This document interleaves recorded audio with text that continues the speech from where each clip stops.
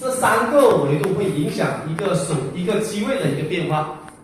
所以我们的角度怎么来判断？就是根据我们所框出来的这3个维度来进行一个区分哈。比如说我们的方向，对吧？方向分什么方向呢？可能按照模特为标的的话，它是不是有正面、侧面、斜侧面还有背面，对不对？那具体如果说我们单一只来看这个方向，它的用意、它的作用是什么呢？我们一一来给大家剖解一下哈。比如说拍正面，对吧？物体啊、人物啊、模特啊，对吧？都有一个面，对不对？所以我们要主动去理解，比如说一台汽车，哪个是正面，对不对？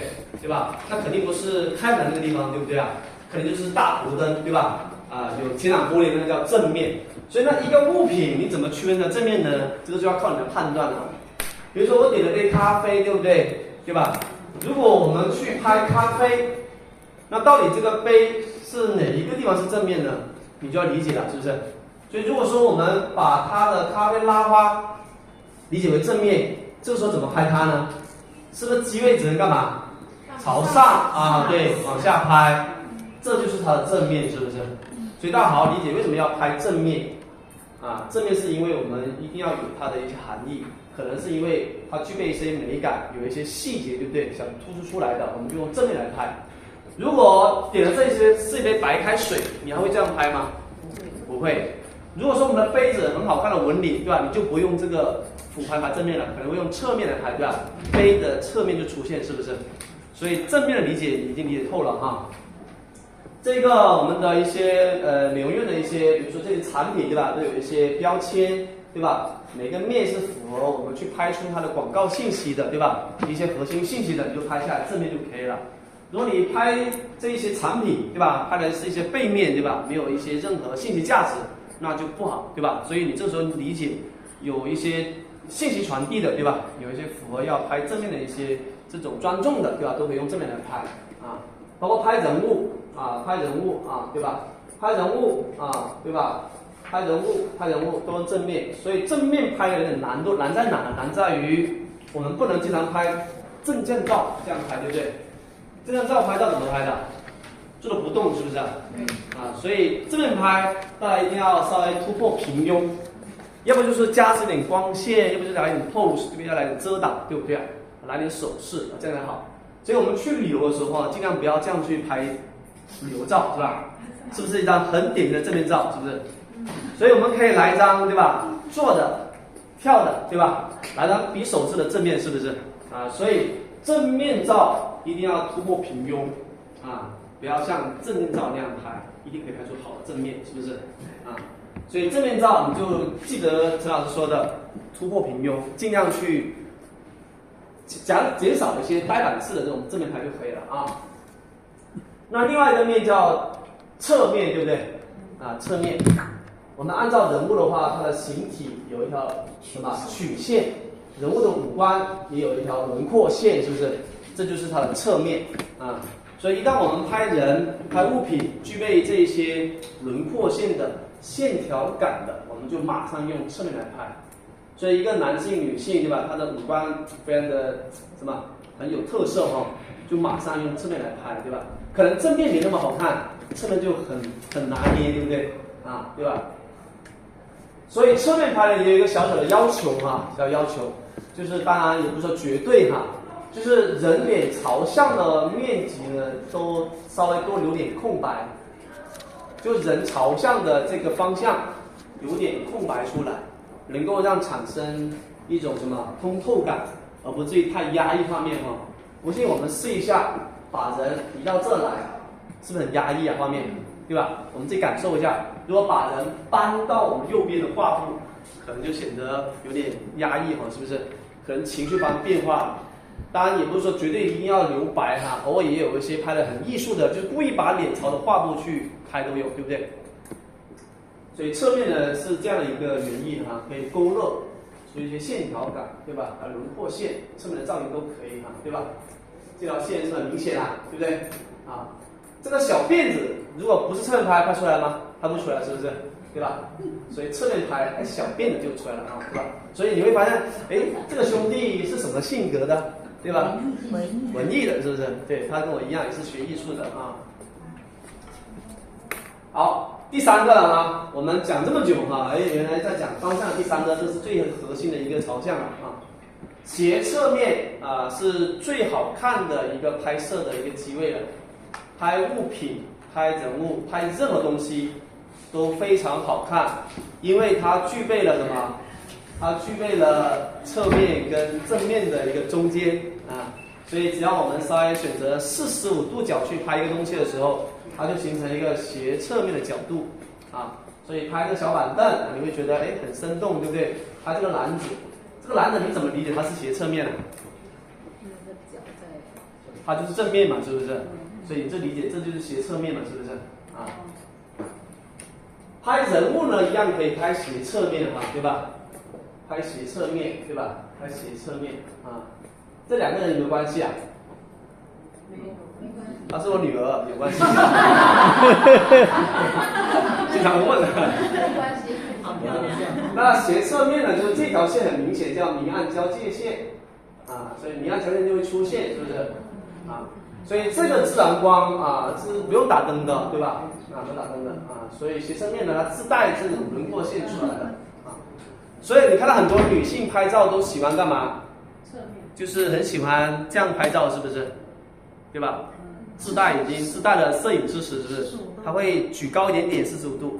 而不是这种45度啊，手拍鼻孔就不好看，是不是？往上45度，对，往上啊，对了，往侧一点45度，这样拍出来人就会什么显什么显瘦啊，对。讲完之后我就放个视频给大家看一看啊，因为这条视频刚好就是给我做课件的哈，这个人大家认识吗？啊，刘德华哈，华仔哈，我们的男神哈。我们看看他拍视频是怎么来诠释拍摄角度的方向啊？来注意听，注意看。我要的东西你也被你拍拍，什么意思？你说来想看。多余的情早点讲。以前我没有选择，现在我想看。开抖音了啊！就是要让我们关注。哇，好酷哦，好炸裂哦，对吧？谁都爱他，是吧？回顾一下，一共用了几个面来拍这个视频？第一个面是什么面？背面。啊，为什么用背面？神秘感。神秘感，对吧？产生那种悬疑，对不对？转过来之后用什么面啊？斜侧面。一体斜侧面是不是啊？为什么用斜侧面啊？好看啊，立体，对吧？啊，塑造一种真正的这种男人的这种气质，是不是？然后呢，之后什么面啊？就正面，是不是？对。他转过头来给大家什么做一个互动，对吧？关注我，对不对？所以正面的意思就传递一种非常正能量的信息，是不是？他没有说让你这样关注，是不是？那还没礼貌，是吧？所以他转过身来，并且不是完全的什么正面，他的身体还是有点斜，是不是？所以这个就叫艺术了，是不是？他如果这样跟大家讲的人就很呆板，是不是？他是有点斜的，对吧？所以这个就是斜侧面的一个用意，角度的一个用意哈。最后一个就是我们的背面哈，这里还讲了一个啊，显瘦、立体、自然。第三个很核心啊，大家多用斜侧面。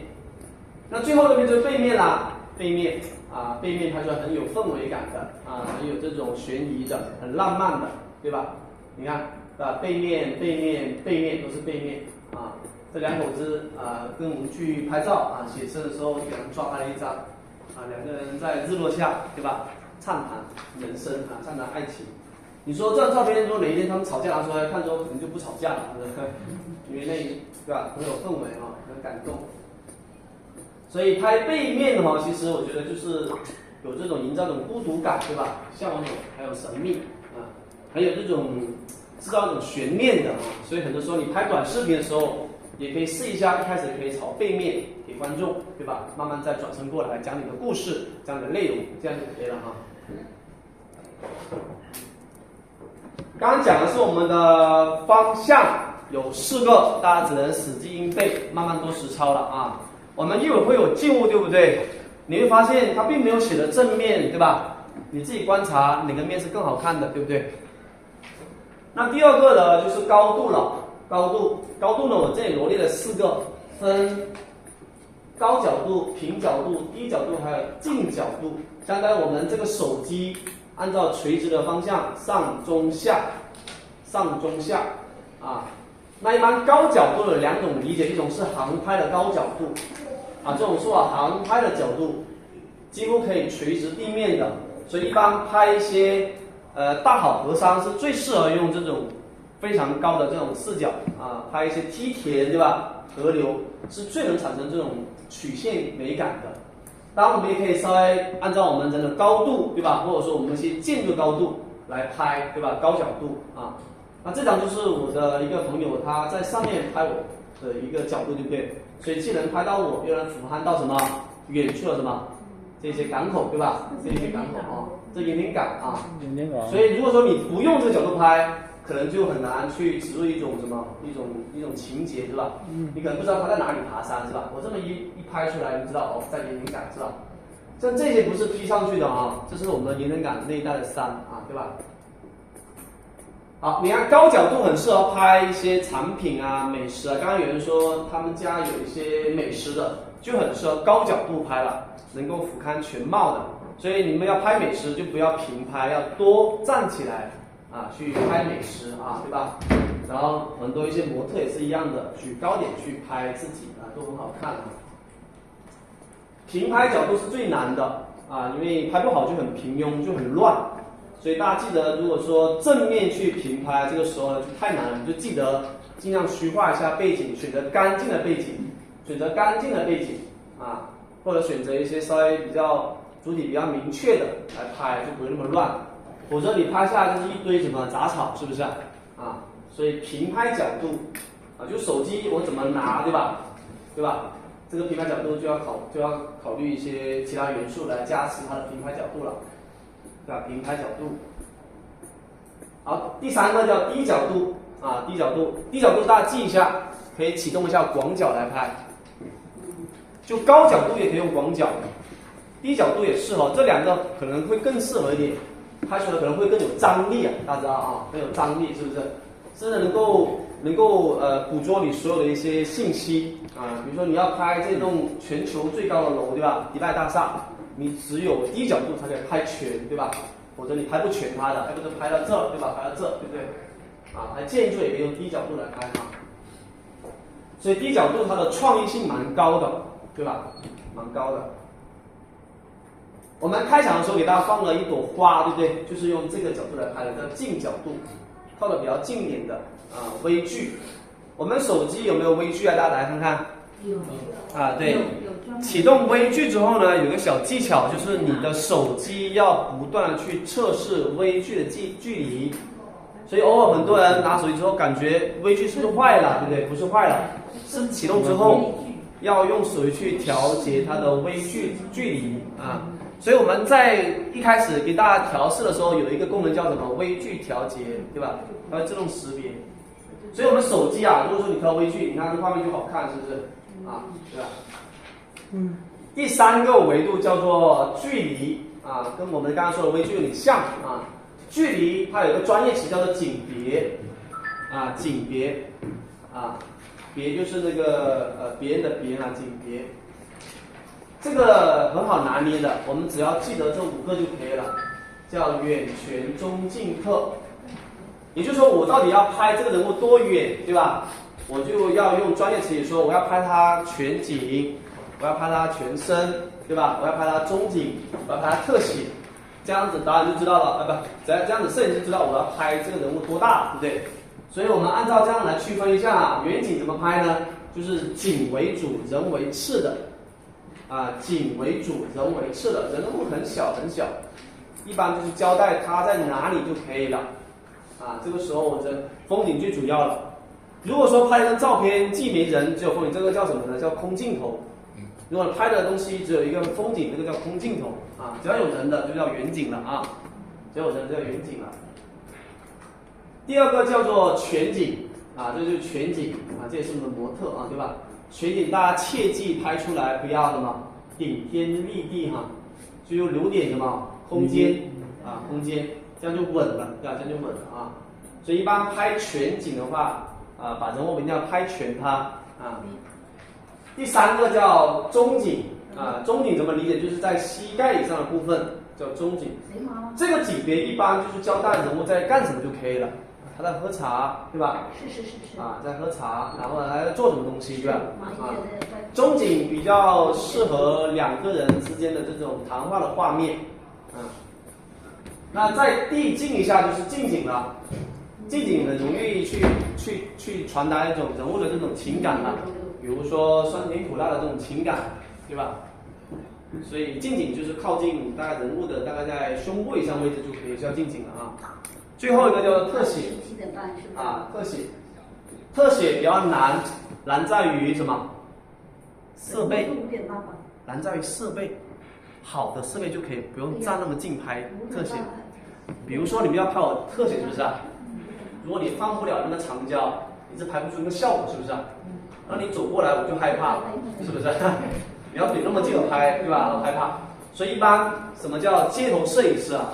街头摄影师不会拿手机来拍的，一般都是拿什么单反，对吧？单反，他站老远，对吧？直接锁定那个模特，对吧？放大焦距就可以拍到一些很自然的画面了。所以特写一般就是要考虑到设备啊，有长焦就能够捕捉一些很好看的特写啊。特写一般是勾勒出内心想法的比较多一点啊，他的情绪会更加浓烈啊。那以上就跟大家诠释了一下哈，这个叫角度。角度有几大元素啊？5大吗？3大啊，方向，还有呢，高度，还有呢，距离啊，距离啊。那这样我们给大家讲讲构图啊，讲完之后我们就实操哈，实操我们可能要将近1个小时左右哈，差不多时间哈。来，大家看一下，有电话的可能要稍微少一点。来，我们构图，我给大家讲一下5个构图哈，大家先拍下来，我一给大家讲一讲。构图，听说过这个词哈，那为什么要构图呢？构图给大家诠释一下，构图其实就是我们把最主要的一个主体合理的放在画面当中就可以了。合理怎么合理呢？就是要靠这些公式来加持的。比如说我们的黄金分割构图，就需要用到网格线来做参考。刚刚我们让大家打开网格线，对不对？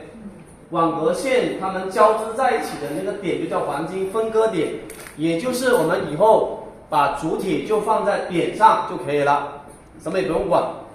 比如说太阳放哪个点上呢？太阳放哪个点？1、2、3放哪个点？啊，反正不能放射太阳，对不对？啊，放太阳放这也可以，是不是？放这也可以，放这也可以，放这也可以。根据你画面其他元素做一些补充啊，做一些补充。如果说是日落，对吧？日落这是山头，是不是？这刚好有个飞机飞过去，对吧？也可以，是不是？如果大面积都是一些乌云，对不对？这是一个太阳，那不太好看，是不是？如果是这些很好看的一些云朵，对吧？占了很多云朵，这边是太阳也可以，对不对？如果这是个太阳，这是有海，这是有轮船，也可以，是不是？所以4个点任意你布局，对吧？当然，除了点，我们也可以称之为3分线。大家注意看，3分线是不是？这叫3分线啊，把主要物品主体放在3分线上也可以。那这个就是我们3分构图了，3分构图啊，3分构图。第二个叫中心构图，中心构图跟平拍、跟正拍有点相近，所以如果说我们要选择中心构图的时候，要注意不要太简单的拍一个中心构图，稍微根据我们的一些角度做一些变化。比如这是什么角度啊？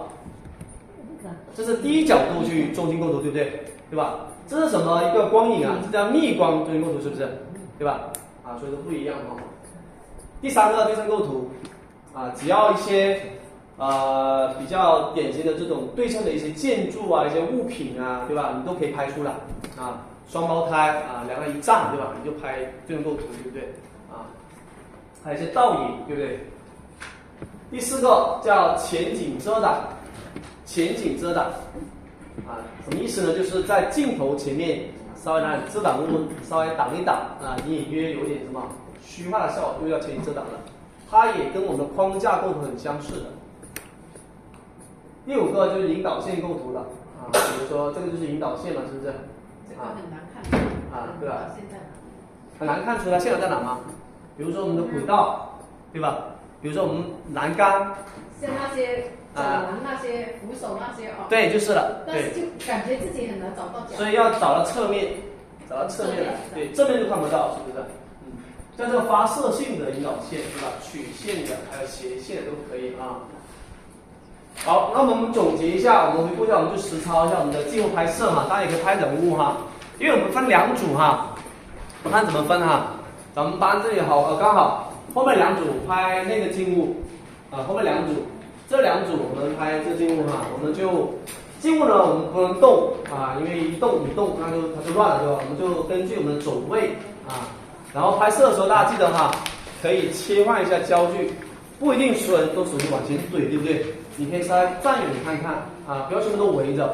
这里20-30人围个静物，可能就只能拍人头了，是不是？所以我们稍微放空出来一点，然后选择一个焦距，就不要靠那么近了啊，对吧？大家现在统一动作，把手机镜头先擦一擦，擦一擦，后2排往那一堆啊围一下，不用围太近哈，没关系。